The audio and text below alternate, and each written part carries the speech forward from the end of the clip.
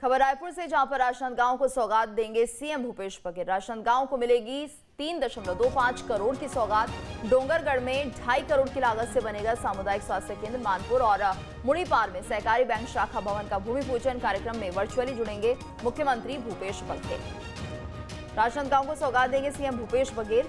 3 करोड़ 25 लाख की सौगात दी जाएगी राजनांदगांव को। डोंगरगढ़ में बनेगा सामुदायिक स्वास्थ्य केंद्र। एक बड़ी सौगात। मानपुर और मुड़ीपार में सहकारी बैंक शाखा भवन का निर्माण किया जाएगा। राजनांदगांव को सौगात देंगे सीएम भूपेश बघेल। राजनांदगांव को मिलेगी 3 करोड़ 25 लाख की सौगात। डोंगरगढ़ में 2.5 करोड़ की लागत से बनेगा सामुदायिक स्वास्थ्य केंद्र। मानपुर और मुड़ीपार में सहकारी बैंक के शाखा भवन का भूमि पूजन किया जाएगा। कार्यक्रम में वर्चुअली जुड़ेंगे सीएम भूपेश बघेल।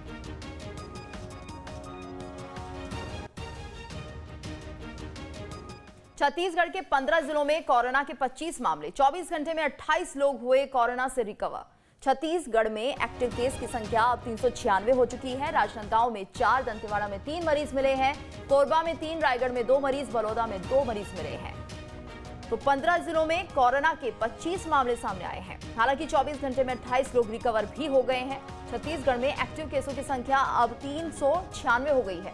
राजनांदगांव में 4, दंतेवाड़ा में 3 मरीज मिले हैं। कोरबा में 3, रायगढ़ में 2, बलौदा में 2 मरीज मिले हैं। छत्तीसगढ़ के 15 जिलों में कोरोना के 25 मामले सामने आए हैं। पिछले 24 घंटे में 28 लोग कोरोना से रिकवर भी हुए हैं। छत्तीसगढ़ में एक्टिव केस इस वक्त 396 हैं।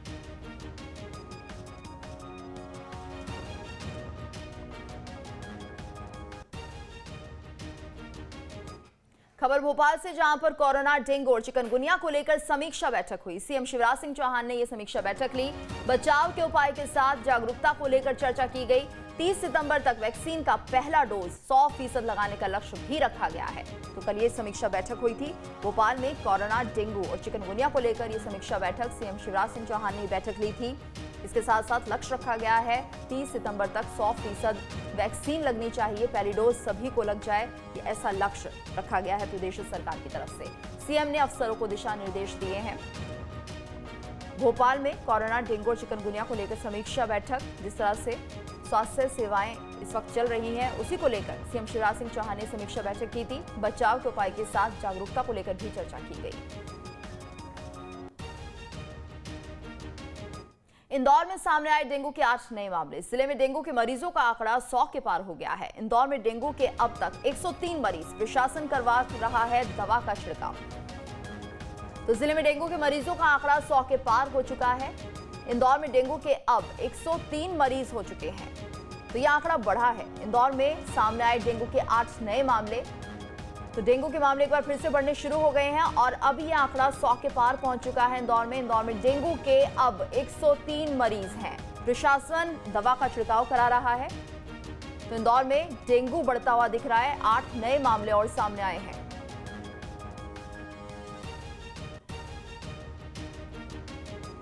मध्य प्रदेश में मौसमी बीमारियों ने कहर बरपाना शुरू कर दिया है। यहां जबलपुर और भिंड समेत कई जिलों के लोग वायरल फीवर और डेंगू जैसी बीमारियों की चपेट में हैं।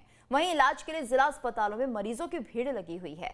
आलम यह है कि मरीजों को बेड तक नहीं मिल पा रहे हैं। देखिए रिपोर्ट। ये तस्वीरें भिंड जिला अस्पताल की हैं, जहां इलाज के लिए सैकड़ों मरीजों की भीड़ लगी हुई है। दरअसल मौसम में बदलाव की वजह से वायरल फीवर और डेंगू ने लोगों को अपनी चपेट में लेना शुरू कर दिया है। ऐसे में रोजाना करीब 400 से 500 मरीज ओपीडी में पहुंच रहे हैं। आलम ये है कि अस्पताल में मरीजों के लिए बेड की कमी हो गई है।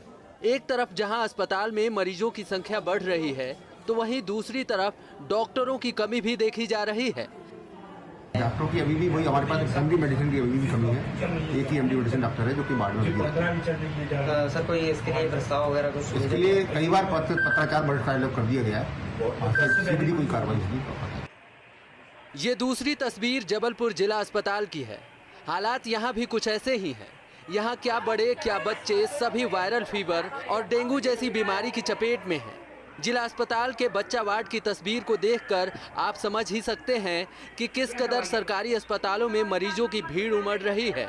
यहाँ डेंगू पीड़ित मरीजों की संख्या का आंकड़ा भी 500 के ऊपर बताया जा रहा है। इस सीजन में वायरल डेंगू, चिकनगुनिया जैसी बीमारियां आती हैं। इस बार भी केसेस निकले हैं डेंगू के, जो अभी तक के आंकड़े में हमारे पास 333 रजिस्टर्ड कंफर्म एलाइजा पॉजिटिव हैं। संक्रामक बीमारियों का प्रकोप कोई नया नहीं है, बल्कि हर साल कुछ ऐसे ही हालात सामने आते हैं। लेकिन सबसे बड़ा सवाल ये है कि स्थिति भयावह होने पर ही तैयारियां क्यों धरातल पर उतरती हैं। समय रहते अगर बीमारी पर काबू पा लिया जाए तो शायद हालात बेहतर हो। जबलपुर से दुर्गेश कुमार के साथ भिंड से Sushil Sharma, team news state.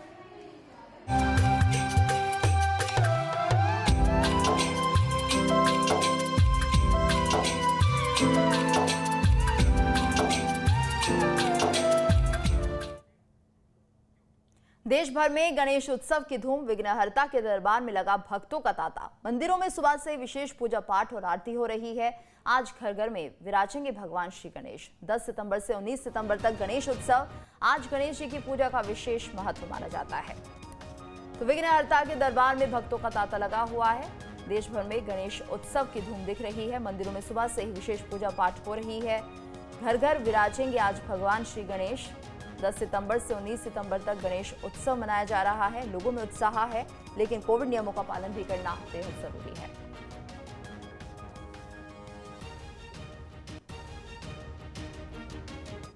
और अब देखिए गणेश उत्सव का क्या महत्व है और कैसे की जाती है भगवान विघ्नहर्ता की स्थापना।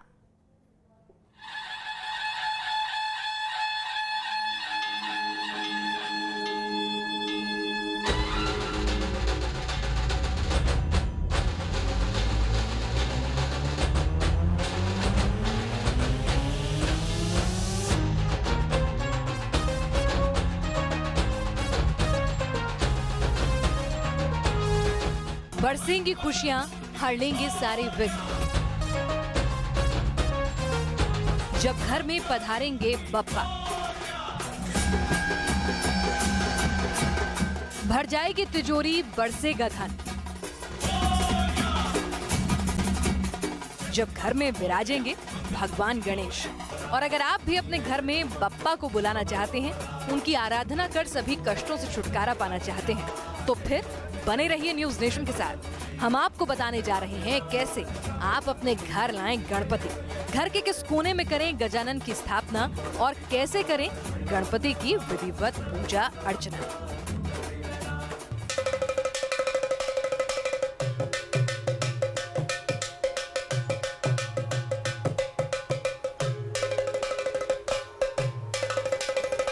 गणपति बप्पा मोरया। जी हाँ, इस वक्त हर ओर यही गूंज सुनाई दे रही है। जिस ओर से भी गुजरे आपको बप्पा ही बप्पा नजर आ रहे हैं। और हो भी क्यों ना, गणपति को विराजने का वक्त आ गया है। तो ऐसे में अगर आपके मन में भी इच्छा है कि आपके घर भी गणपति पधारे, आप भी उन्हें विराजे, और असमंजस है कि भाई कैसे विराजा जाए, तो उसी असमंजस को दूर करने के लिए, पूरा पूजा का विधि विधान बताने के लिए आज न्यूज नेशन अपना एक खास कार्यक्रम लेके आया है। हमारे साथ मशहूर पंडित राजकुमार शास्त्री जी स्टूडियो में मौजूद रहेंगे, जो हमें पूरे विधि विधान के साथ बताएंगे कि आखिर अगर आपको अपने घर में गणपति को विराजना है, भले ही 1.5 दिन के लिए, 5 दिन के लिए, 7 दिन के लिए या 11 दिन के लिए, कैसे करें, क्या करें, क्या ना करें, पूरा विधि विधान होगा, अच्छे से समझेंगे और गणपति को विराजेंगे। तो चलिए पंडित जी शुरू करें अपने इस कार्यक्रम को। उससे पहले हमारे जो दर्शक अपने घर में गणपति को लाना चाहते हैं लेकिन उन्हें विधि नहीं पता, तो पहले तो महत्ता बताइए कि मैं अपने घर गणपति को विराजूंगी तो क्या फल मिलेगा। भगवान गणपति की विधि पूर्वक पूजन करने से ऐसी कौन सी परेशानी है, ऐसी कौन सी समस्या है जिसका समाधान ना हो जाए। सबसे बड़ी बात है, जो विद्यार्थी हैं और पढ़ाई में कमज़ोर हैं, बहुत पढ़ते हैं लेकिन उनको याद नहीं होता, या शरारत ज़्यादा करते हैं, पढ़ाई में उनका मन नहीं लगता, ऐसे विद्यार्थियों के लिए तो भगवान गणपति विशेष रूप से वरदान देते हैं।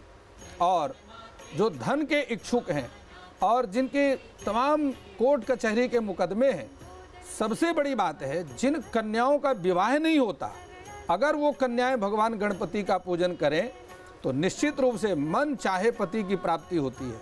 यानी कि हर तरह के विघ्न को हरने वाले, मन की मुरादें पूरी करने वाले बप्पा हैं। और ऐसे में गणेश चतुर्थी से बेहतरीन दिन भला उन्हें अपने घर पर विराजने के लिए क्या हो सकता था। गणपति को जिस समय लाना है उस समय लाल या पीले वस्त्र में ढक कर के लाना है। अगर लाल वस्त्र में ढक करके लाएं तो यह विशेष शुभ माना जाता है। ला करके अपने घर के ईशान कोण में गणपति को विराजित कर दें, लेकिन वह जो वस्त्र जिससे गणपति को ढक करके रखा है उसको हटाना नहीं है। जिस समय वह पूजा स्थापना पूजा करेंगे उसी समय उस कपड़े को हटाना है। अब सामग्री बताइए कि गणपति को मेरे को अपने घर पे स्थापित करना है, तो उसके लिए क्या सामग्री होनी चाहिए मेरे पास, क्या क्या तैयारियां करके रखूं उनको? पिनाश, बिल्कुल आपने ठीक बात पूछी है और आपके इस कार्यक्रम से निश्चित रूप से जितने भी न्यूज नेशन के दर्शक हैं वो तो बप्पा को अपने घर में विधि पूर्वक स्थापित करेंगे ही। सबसे पहले मैं आपको बता दूं, ये देखिए ये लकड़ी की चौकी है। इस लकड़ी की चौकी को अपने घर में लेना चाहिए, क्योंकि इसी लकड़ी की चौकी के ऊपर ही बप्पा की स्थापना की जाती है। तो लकड़ी की चौकी है और इस लकड़ी की चौकी के ऊपर बिछाने के लिए लाल रंग का कपड़ा है। इस लाल रंग के कपड़े को चौकी के ऊपर बिछा करके और इसके ऊपर हरे रंग की मूंग, जिस प्रकार मैंने आपको बताया है, हरे रंग की मूंग बिछा करके और उस हरे रंग की मूंग के ऊपर ये देखिए जिस प्रकार मैं आपको बता रहा हूँ, ये सारी सामग्री यहाँ पर न्यूज नेशन में व्यवस्थित है। ये पान का पत्ता है, इस पान के पत्ते के ऊपर मैंने सुपारी भी रखी है, लौंग रखा है, इलायची रखी है। इसके ऊपर कुछ दक्षिणा भी रखनी है और हल्दी की गांठ रखनी है।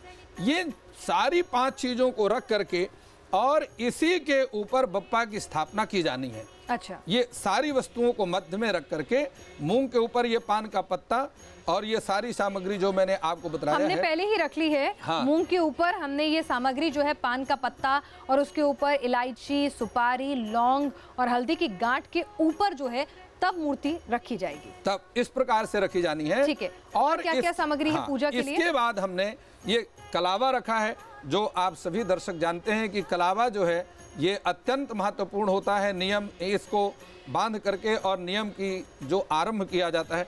इसके साथ ही ये मिट्टी का कलश है और इस मिट्टी के कलश को इस प्रकार से लाल कपड़े से अथवा लाल धागे से इसको बांध करके रखना है, इसका खुला नहीं रखना। सबसे महत्वपूर्ण जो कलश की पूजा में होता है ये नारियल है और इस नारियल को भी लाल कपड़े से वेष्टित करके और उसके ऊपर फिर कलश के ऊपर इसकी स्थापना की जाती है। आम के पत्ते, ये आम के पत्ते हैं जो कि तोरण कहलाते हैं। ये अत्यंत शुभ माने जाते हैं। घर में किसी प्रकार की नकारात्मक ऊर्जा को दूर करने के लिए ये आम के पत्ते या पंच पल्लव इनकी स्थापना की जाती है। इसके साथ ये अक्षत है, तो ये अक्षत की व्यवस्था आपको करनी है। और इसके साथ ही ये बात को विशेष ध्यान रखें कि बप्पा की पूजा में लाल रंग के पुष्पों का विशेष महत्व है। अच्छा। तो इसलिए लाल रंग के पूजों की व्यवस्था यहाँ पर की गई है। और इसके साथ ही ये सुपारी है, ये इलायची है और इसके साथ ही ये लौंग है, ये लौंग की व्यवस्था की गई है। ये सारी सामग्री पूजा के लिए अत्यंत महत्वपूर्ण ये क्या है? और इसके साथ ही मैं आपको बताता हूँ, ये जनेऊ कहलाता है। इसको हम यज्ञोपवीत कहते हैं।